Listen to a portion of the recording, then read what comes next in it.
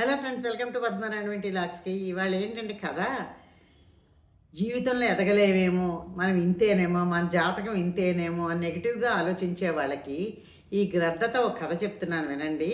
ఆ గ్రద్ద కథ వింటే మనలో కూడా మార్పు వస్తుంది. అలా అనుకున్న వాళ్ళందరికీ మార్పు వస్తుంది గ్యారంటీగాను. ఏమిటి ఆ గద్ద ఏమిటి, ఆ కథ ఏమిటి, గ్రద్దతో కథ ఏమిటి మనుషులకి అని అనుకుంటున్నారా? ఉందండి. గద్దతోటి అనుకుంటాం కానీ అన్ని మనుషులతోటి కథలక్కర్లేదండి. పక్షులతోటి, జంతువులతోటి కూడా మనం పోల్చుకొని కథలు వింటూ ఉంటే మనకు, మన జీవితానికి కూడా అన్నీ వర్తిస్తాయి అన్నమాట. ఓకేనా? పదండి అయితే కథలోకి. కానీ స్కిప్ చేయకుండా వినండి. వింటే మీకు అర్థం. స్కిప్ చేసి ఇలా ఇలా జరిపేసి వింటే మీకు కథ అర్థం కాదు. మనం ఏమిటి చేయాలో జీవితంలో మనం తెలుసుకోవాలి అనుకుంటే మటుకు జాగ్రత్తగాను స్కిప్ చేయకుండా విని ఆ కథ అంతాను ఎలా ఉందో కామెంట్లో పెట్టి లైక్ చేసి సబ్స్క్రైబ్ చేయండి. పదండి అది కథలోకి. వెల్కమ్ అండి కథకి. ఇవాళ కథ ఏంటి చెప్పాను కదా, మనం ఇంతే, మన జీవితం ఇంతే నెగిటివ్గా ఆలోచించేవాళ్ళు మనం ఇంతకన్నా పెరగలేము, ఇంతకన్నా చేయలేము అని ఎక్కడ వేసిన గొంగళి అక్కడే అన్నట్టు కూర్చునే వాళ్ళకి ఈ కథ చాలా మోటివేషన్ స్టోరీ అండి. ఎంత మోటివేషన్ అంటే అంత మోటివేషన్. కథ విన్న తర్వాత మీరు అనుకుంటారు నిజమే కదా, మన జీవితం కూడా మనం ఇలా టైం వేస్ట్ చేసుకున్నాం అనుకుంటారా కథ అనమాట. సరే అయితే ఈ సోదెందుకు కథలోకి వెళ్దామా. ఏంటంటే కథ, అనగానగా ఒక ఊర్లోనే ఓ రాజ్యం ఉంటుంది. ఆ రాజ్యం రాజు ఉంటారు కదా, ఆ రాజుగారు ఉంటారు. రాజుగారికి గద్దలంటే చాలా ఇష్టం అనమాట. అదేమిటి గద్దెలు ఇష్టం ఏంటి అనుకోవచ్చు. ఇష్టం అండి, ఒక్కొక్కడికి ఒక్కొక్కటి ఇష్టం. ఆ రాజుగారికి గద్దెలు ఇష్టం. సరే ఓ 2 గద్ద పిల్లలు, చిన్న చిన్న పిల్లలు తెచ్చుకున్నాడు, పెంచుకుంటున్నాడు. అతను పెంచుకుంటూ ఉంటే అతనికి ఏంటంటే ఇతను రాజ్య పరిపాలన చూసుకోవాలి, రాజ్యం అంతా చూసుకోవాలి, మళ్ళీ భటులు చూసుకోవాలి, రకరకాల. రాజు అంటే ఎంత హోదాలో అన్నీ చూసుకుంటూ ఉంటే ఈ గ్రద్దల్ని సరిగ్గా చూడలేకపోతూ ఉంటాడు. పాపం ఎంతో ముద్దుగా పెంచుకుంటూ ఉంటాడు గ్రద్దల్ని, కానీ వాటిని చూడలేకపోతుంటాడు.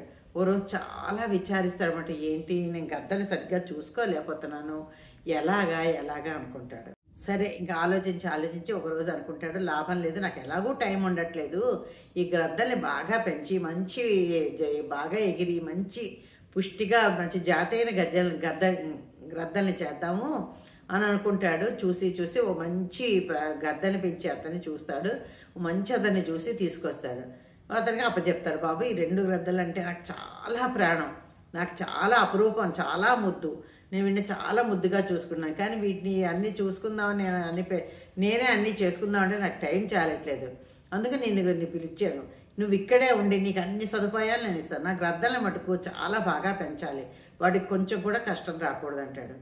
సరే రాజుగారు ఉంటాడు. అతను అలా పెంచుతూ ఉంటాడనమాట. కొన్నాళ్ళు ఏంది పెంచుతాడు. ఆ గద్దలు కూడాను చక్కగాను రాజుగారి కోటలో ఉంటే ఏముందండి, ఏదో రాజుగారు తలుచుకుంటే దెబ్బలకు కరువు అన్నట్టు, ఆయన తలుచుకుంటే ఎవరికైనా మంచి జరుగుతుంది, చెడు జరుగుతుంది. దాని కోపం వచ్చిందంటే దెబ్బలకు కరువు అన్నట్టు చెత్త కొట్టేస్తారు కూడా. అలాగే కానీ గద్దల మీద ఆయన ప్రేమ ఎక్కువ కదా, విపరీతమైన ముద్దు చేసుకుంటూ విపరీతంగా పెంచుకుంటూ చక్కగా వెళ్తున్నాడు. సరే అయిపోయింది. కొన్నాళ్ళు వేసరికల్లానేమో ఆ గద్దలు మెల్లిగా కొంచెం పెద్దవయ్యాయి. అవి గద్దలకి ఏముంది, రెక్కలు వచ్చేస్తాయి కదా, పక్షులకి ఏముంది, రెక్కలు వస్తాయి కదా, రెక్కలు వస్తే ఎగురుతూ ఉంటాయి, ఉంటాయి. కానీ ఇవి పెంచిన గద్దలు కదా, ఇవి ఎక్కడికి వెళ్ళట్లేదు. రెక్కలు వచ్చినా అక్కడక్కడ పైన ఎగురుతున్నాయి, మళ్ళీ కిందకు వస్తున్నాయి, పైన ఎగురుతున్నాయి, కిందకు వస్తున్నాయి. ఇలాగ అవుతూ ఉంటే కొన్నాళ్ళు అయిపోయింది. రాజుగారికి అనిపించింది, అయ్యో నాకు ఈ పరిపాలనలో పడిపోయాను, ఈ పనుల్లో పడిపోయాను, నా గ్రద్దలు ఎలా ఉన్నాయో ఏమిటో నేను అసలు చూసుకోలేదు, ఏమిటో పాపం ఇంత అపురూపంగా ఎంతో మనసు పడి తెచ్చుకున్నాను, ఎలాగ అనుకుంటాను. ఓ రోజు ఎలాగైనా సరే అన్ని పనులు ఆపేసి నా గ్రద్దలు నేను చూసుకోవాలనుకుంటాడు. అన్నీ చెప్తాడు మిగిలిన వాళ్ళందరికీ, రాజభట్లకి అందరికీ. ఇవాళ అన్నీ కూడా నేను ఆపుతున్నాను, 4-5 గంటలు నేను కొంచెం నాకు పర్సనల్ పనులు ఉన్నాయంటాడు. వెళ్ళిపోయి గద్దల దగ్గరికి వస్తాడు. ఈ గద్దలు పెంచి అతను చూసి, ఏమయ్యా ఎలా ఉంది, అతని పేరు రాము అనమాట. ఏమయ్యా రాము ఎలా ఉన్నాయి నా గ్రద్దలు ఏంటి అంటే, రాజుగారు గద్దలు చాలా బాగున్నాయి, చక్కగా పుష్టిగా ఏపుగా పెరిగాయి చూడండి. రాజుగారు ఆశ్చర్యపోతారు, ఏం నా గద్దలేనా ఇవి, ఎంత బాగున్నాయి, ఎంత ఏపుగా, ఎంత అందంగా ఉన్నాయి అసలు అని చెప్పి అనేసుకుంటాడు. చూసారు, గద్దలు అందంగా ఉన్నాయి అనుకున్నాడు. ఎందుకు అనుకున్నాడు, మనకి ఇష్టమైంది ఏది అవికారంగా ఉన్నాయి, ఏది బాగోలేకపోయినా మనకి ఇష్టమైంది అనుకోండి చాలా అందంగా కనిపిస్తుంది. అంతేకాకుండా ఈ ప్రేమగా చూసుకున్నాం అనుకోండి, మనుషులనైనా పక్షులనైనా జంతువులైనా అవంటే మనకు ప్రాణం వస్తుంది. చాలామంది కుక్కల్ని చూడండి ఒళ్ళో కూర్చోబెట్టుకుంటారు, మాంసాల మీద పడుకోబెట్టుకుంటారు, అది వాళ్ళ ప్రాణం, వాళ్ళకి ఇష్టం. కొంతమంది పిల్లుల్ని పెంచుకుంటారు, కొంతమంది పక్షుల్ని పెంచుకుంటారు, అలాగనమాట. ఇతను గ్రద్దలు ఇష్టం. చూసి ఎంత ప్రాణంగా అనిపోయి ఎంత అందంగా ఉన్నాయి, ఎంత ఇదిగా ఉన్నాయి, పొగిడిస్తూ ఉంటాడు ఈ రాముని. రాము కూడా ఖుషి అయిపోతుంటాడు. సరేనా ఇవి ఎగురుతున్నాయా లేదా అంటే ఎగురుతున్నాయి రాజుగారు అంటే ఎగరేయి అంటాడు. ఇవి ఎగరమంటాడు. వాడు ట్రైనింగ్ ఇచ్చాడు కదా, అది రాము ఎగరమనగానే ఒక గ్రద్ద బాగా పైకి ఎగిరిపోతుంది. ఇంకొక గ్రద్ద ఏం చేస్తుంది, కొంచెం ఎగిరే వచ్చేట కొమ్మ మీద కూర్చుంటుంది. ఇలాగవుతుంది. ఇదేంటి ఈ అబ్బాయి ఇతను రాము కూడా ఆశ్చర్యపోయాడు. ఇదేంటి నేను రెండింటికి ఒకలాగే ట్రైనింగ్ ఇచ్చాను, అదేమో చక్కగా పైకి ఎగురుతోంది, ఇదేమిటి ఇలాగ ఇక్కడే కూర్చుండిపోతుంది ఏమిటి, ఎందుకు ఎగరట్లేదని చూస్తాడు. రాజుగారు అడుగుతారు. అదే రాజుగారు నాకు అర్థం కాదు, రెండింటికి ఒకలాగే ఇచ్చాను నేను ట్రైనింగ్ అంటాడు. సరే రేపు వస్తానులే చూస్తానని చెప్పి రాజుగారు వెళ్ళిపోతారు. మర్నాడేమో మళ్ళీ ఇలా రాజుగారు రోజు కొన్ని రోజులు వస్తూనే ఉంటారు. వస్తుంటే ఈ గ్రద్ద ఎప్పటికీ ఎగదో చెట్టు కొమ్మ మీదో ఎక్కడో కూర్చుండిపోతుంది తప్పితే ఆ గ్రద్ద ఎగురుతుంది, దిగుతుంది, వస్తుంది. రాజుగారు చాలా విచారిస్తారు. ఒక గద్ద ఇంత బాగుంది, ఇంత యాక్టివ్గా ఉంది, ఇంకో గ్రద్ద ఇలా ఉంది ఏంటి అనుకుంటారు. అప్పుడు మర్నాడేమో ఇంకా లాభం లేదని ఓ రోజు చూసి రాజ్యంలో పెద్ద ప్రకటన చేయిస్తారు. ఏమని, నాకు 2 గ్రద్దలున్నాయి, ఒక గ్రద్ద బాగా పైకి ఎగురుతుంది, ఒక గ్రద్ద ఎగరట్లేదు, అది కారణం ఏమిటి, ఆ రెండో గద్దను కూడా ఎవరు దీంతో సమానంగా ఎగరడానికి ఎగిరిపిస్తారో వాళ్ళకి నేను బోళ్ళంత కట్నాలు అంటే బహుమతులు ఇస్తాను, సన్మానాలు చేస్తాను, మీ ఇష్టం, ఎవరు వస్తారో ఎవరు ప్రయత్నం చేస్తారు. ఎంతోమంది వస్తారు, ఎన్నో ప్రయత్నాలు చేస్తారు. ఎంతమంది వస్తారు. రాజుగారు అంటారు, ఏం రాము వచ్చారు సార్, అందరు వచ్చారు రాజుగారు, అందరూ చూశారు రాజుగారు, ఎవరు ఎగరేయట్లేదు, ఈ గద్ద ఎన్ని చేసినా ఈ గద్ద ఎందుకు ఎగరట్లేదు మాకు అర్థం కావట్లేదు రాజుగారు, ఇలా చెప్తూనే ఉంటాడు. ఇంకా పక్క రాజ్యాలు, ఆ పక్క రాజ్యాలు, పక్క ఊర్లు ఇంక బహుమతులు సన్మానాలు అనగా ఇంకా ఆశ కదా, అందరూ చక్కగా పరిగెట్టుకుంటూ వచ్చి పరిగెట్టుకొని దీంతో ఎంతో ట్రైనింగ్ చేద్దాం, వారి వల్ల కాలేదు. అయిపోయింది. ఓ రోజు ఉన్నట్టుంటే గద్ద ఎగిరిపోయింది. ఆ గద్ద కూడా ఎగిరింది ఆ గద్దతో పాటును. ఇతను ఆశ్చర్యపోయాడు రాము కూడా.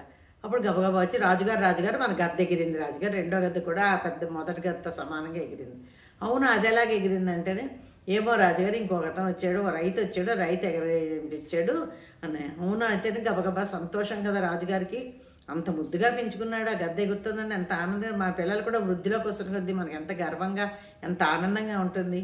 పెంచుకున్నది అయినా ఏదో కన్న ప్రేమ కన్నా పెంచిన ప్రేమ ఇంకా ఎక్కువని ఎప్పుడైనా కూడా అంతేనండి. ఇంకా పెంచుకున్నాడు కదా, ఇంకా ప్రేమ ఎక్కువగా ఉంది. గబగబా వచ్చాడు, చూశాడు 2 గద్దలు పైకి ఎగిరాయి. అప్పుడు రైతుని అడిగాడు, రైతు నువ్వు ఎలా ఎగరవేసావు అని. అదేంటి అయ్యగారు, మీరు రాజుగారు మీ ముందు మేమంతా చాలా చిన్నవాళ్ళం, ఓ చిన్న రైతు నేను, నాకు ఏమీ తెలియదు, అంతేను ఏమీ లేదు రాజుగారు అంటే. అలా కాదు, అది ఎలా ఎగరగలిగిందో నువ్వు నాకు చెప్పు అంటే, మీ సన్మానాలకి మీ దీనికి కదా గద్ద ఎందుకు ఎగరట్లేదో నేను కూడా చూద్దామనే వచ్చాను, మీ సన్మానాల కోసం మీ బహుమతుల కోసం రాలేదంటే, నువ్వు వద్దనా నీకు సన్మానం చేస్తాను, బహుమతి ఇస్తాను, కానీ అది ఎలా ఎగిరిందంటే అప్పుడు భటుడు చెప్పడం మొదలెట్టాడు. ఏం చెప్పాడో ఊహించుకోండి ముందు, మీరు ఊహించి అందులో చెప్పండి, ఓకేనా.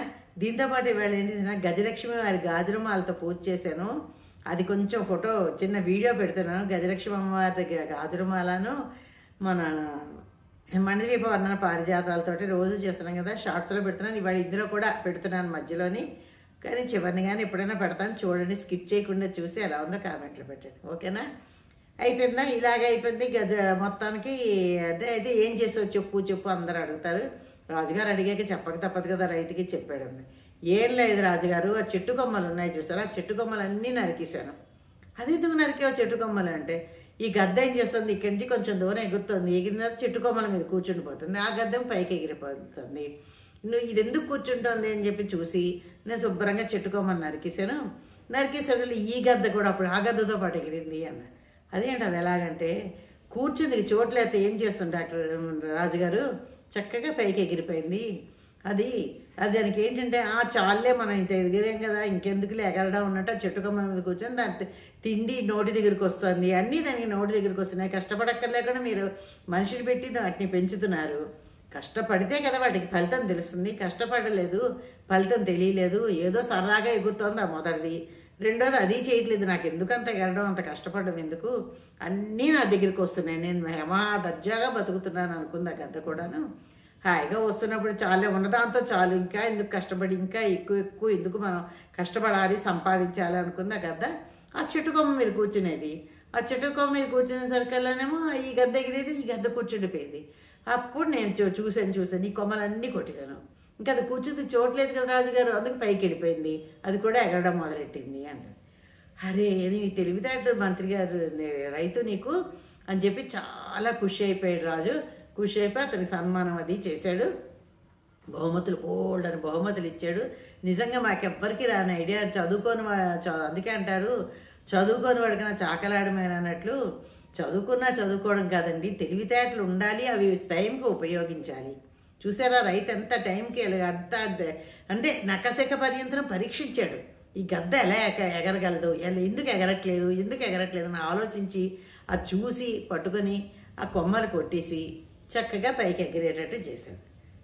ఇదండి మనుషులు కూడా అంతేనండి, ఉన్నదాంతో తృప్తి పడిపోయి నేను వాళ్ళవాడు పైకి ఎగిరిపోతున్నాడు, నేను ఎదగలేదు అనడం, లేదా నాకు ఇంతే ఉంది, నా జాతకం ఇంతేనే, నాకేమీ లేదు, నాకేమీ రాదు అనుకుంటారు. కాదండి, కష్టపడాలి, ఆలోచించాలి. ఎదగడానికి ఇంకా రకరకాల ఒకే మార్గంలో ఎప్పుడు కూడా స్ట్రైట్గా వెళ్తున్నాం, అవ్వలేదు, ఈ పక్కకి వెళ్దాం, వెనక్కి వెళ్దాం, అన్నీ ఆ మార్గాలు అన్వేషించి మార్గాలన్నీ వెతుక్కొని మనం ఆ మార్గాల ద్వారా ఎదుగుదల చూడాలి. కానీ కూర్చున్న చోటే నాకు అన్నీ రావాలంటే ఎవ్వరికీ రావండి. ఎంత మహారాజుకి కూడా రాదండి, అతను కూడా కష్టపడితేనే కదా వస్తుంది మహారాజుకైనా. ఎవరికైనా కూడా కష్టపడి పని చేస్తేనే వస్తుంది. ఆలోచన ఎక్కువ ఉండాలి, సమయస్ఫూర్తి ఇంకా ఎక్కువ ఉండాలి. ఈ రెండూ ఉన్నప్పుడు మనకు శుభ్రంగా మన ఎవడో ఆపలేడు, అప్పుడు మన ఎదుగుదలని ఎవ్వరూ ఆపలేరు, ఎలాంటి వాళ్ళు ఆపలేరు, అంత చక్కగా పైకి వెళ్ళగలుగుతాం. ఇదండి వాళ్ళ కథ.